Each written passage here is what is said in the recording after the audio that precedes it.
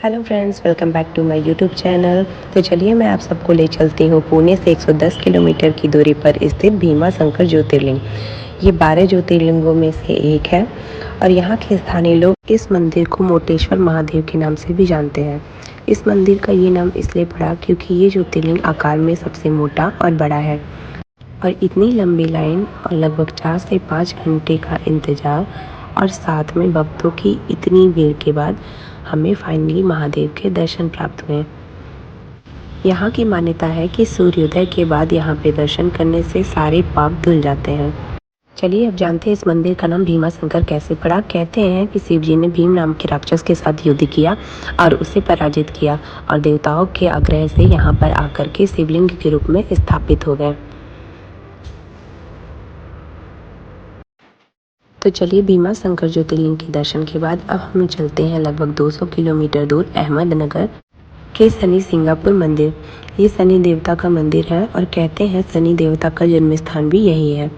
तो हम पहुंच गए शनि देवता के मंदिर।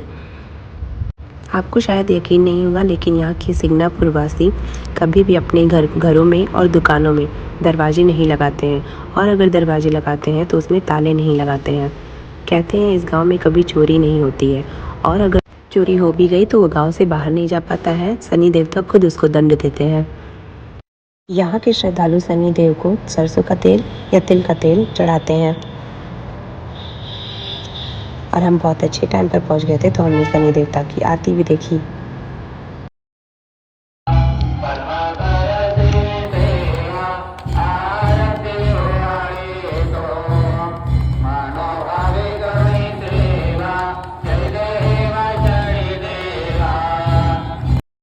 और फिर आरती के बाद मम्मी ने कुछ शॉपिंग की।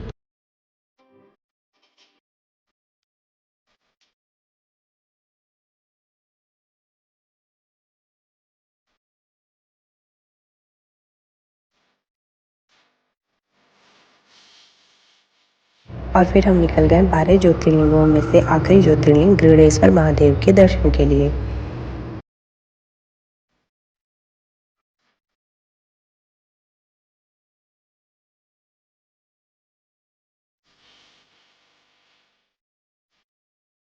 कहते हैं गृहणेश्वर ज्योतिर्लिंग की स्थापना घुश्मा की भक्ति का प्रतीक है। उसी के नाम पर इस ज्योतिर्लिंग का नाम घुश्मेश्वर पड़ा था। और फिर हम पहुंच गए गृहणेश्वर महादेव मंदिर।